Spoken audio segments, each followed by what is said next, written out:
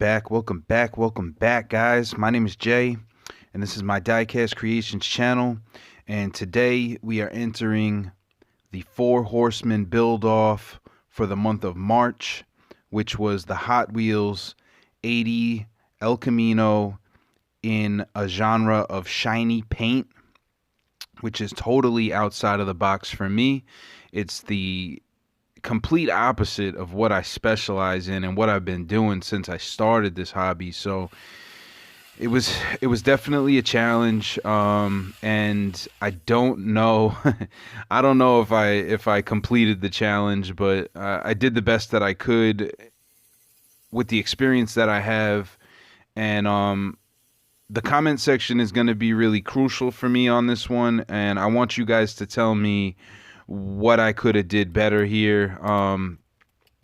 But I think I'm actually happy with the way that the car turned out, and you'll see what happens here. So we just drilled out the post. I'm taking the car apart here.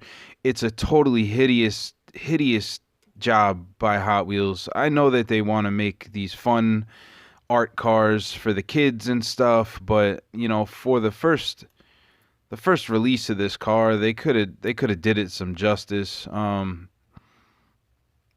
I wasn't happy when I saw what they wanted us to work with here. So it's a rainbow of colors. It's a rainbow. So anyway, immediately we take the wheels off and we throw the thing in the stripper. This was one of the worst castings that I've had to deal with as far as pitting goes. And when I build my Gaslands cars, it's not a big deal at all.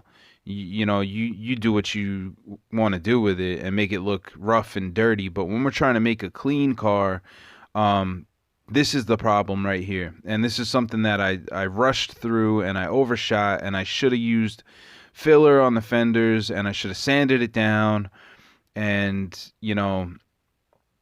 took more time with the file and cleaned up the casting lines better. But, you live and you learn, and you do things and you make mistakes and you learn from it, right? So the first thing that I did was I shot it with a gray primer, Rust-Oleum, 2 times, and then I used an aluminum Rust-Oleum paint that I had, because it was really the only shiny paint that I had at my disposal at the time, besides the yellow that I had on my hot rod that I did, and I didn't want to use the same paint. So I used the aluminum, and it turned out okay. But for me, when I'm thinking about like what I just did and what the challenge is, it's supposed to be shiny paint. So I knew that I was going to strip it down and try again, right? But I was happy with the way that the aluminum finish came out on this car. I just I wasn't happy with the theme and the color, right? So it didn't fit. Anyway, I knew I was going to have to strip it anyway, because if you see here, the pitting on this car was just ridiculous. And that's just the mold that they use from the factory, But anyway, we decided to go with a dragster look on this, and I took the wheels off of this Camaro dragster that I had. I believe it's a Racing Champions. And the motor was all gone, and it was out of a grab bag from the thrift store anyway. So I took the wheels off. I put them in there. They didn't fit right. I had to take the Dremel and make some channels and make it work. So I had this chrome paint that my brother had from his race car, and I was like, you know what? Before I strip this thing, let me just shoot it and see what it looks like, to see if I like this paint or I need to go to the store. And it bubbled up like that. It bubbled up really bad. And I was like, you know what? Let me just shoot 3 coats on top of the 7 coats that were on it already, just to see what happens. I'm experimenting, and this paint was old, and I was like, you know what? I'm gonna try it. And then it still bubbled and bubbled and bubbled, and then I hit it with the clear coat, gloss clear coat on top, and it actually leveled it down and left like a spider web effect, but more of like a, I don't know. You see it. It kind of looks like watermarks, but I'm looking at it and I'm like, that's kind of a cool effect, and I kind of like it, right? So ultimately, I shot 2 coats of clear on top, and I ended up keeping it, right? So now we're looking at the parts that we got. I'm still not happy with the windshield, and my first thought was I'm gonna keep it and swap it out when a new casting comes out, right? But anyway, we'll get back to that.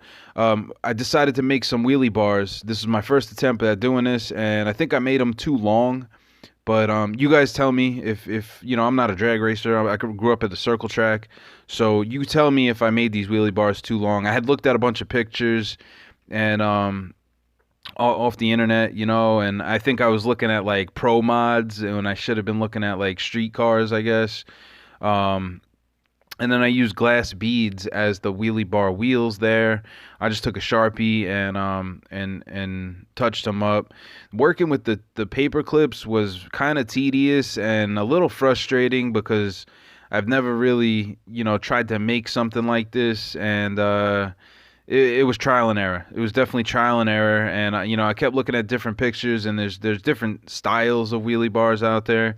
So I just made something that I thought would be structurally sound, and I actually screwed that up too because I put the wheels on the wrong bar, and it would end up grinding on the ground before the wheels hit. But you know, whatever. I took a Bic intensity marker and I just detailed out the bed there. I threw it together. It kind of matches. It's not 100%, but you know, like I said, trial and error, and this was an experiment. It was something that I've never done before. So now I'm looking at the bars, and I'm like, yeah, they're not three-dimensional enough. They would just bend and break right off if the thing actually wheelied up. So I decided to drill 2 more holes with the pin vise, and make another set of traction bars that come underneath, and that's really where the wheels should have been, but you'll see in a second. I added these little crossbars in there just to strengthen it up a little bit and give it a little more depth, and here you see the top one, well, the bottom one in this picture, I guess, where the wheels are should be cut right there, and then the bottom ones should extend out so that the wheels, you know, would touch first. And I made that mistake. You know, it was just a mistake, and you know, what are you gonna do? I ended up spraying the glass with a flat black just to get rid of the pink. I didn't close this car up completely. I will take it apart and change out the glass when I find a casting that they release with a clear or a tinted. So this is the car that we started with. It's a completely hideous art version of the '80 El Camino made by Hot Wheels. They totally botched this one, and you know, it is what it is. And I think we did a good job of making a drag racing car here. I detailed out the headlights with some Bic fine tip markers, and then I found the parachute off of a dune buggy car. What is this? The 42 Willys Hot Wheels. So it's like an off-road Willys. So that's what happened, and that's what we ended up with. You guys tell me what you think. If you like the paint, if I totally screwed it up, if it's you know, the easy route.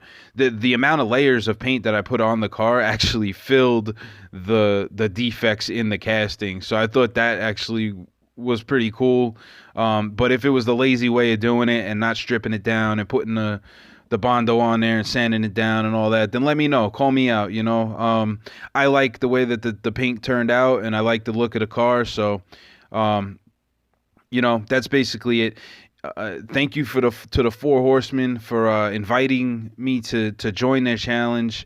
Paul over at Diecast Graveyard is dealing with a really bad situation. His channel got hacked, and he lost control of everything. But as far as I know, YouTube did lock the channel down, and he's working to get his channel back. So, you know, keep him in his good graces, and you know, he does a lot of good stuff for the community. Thanks for watching, guys. Like, subscribe, hit the bell. I'll catch you on the next one.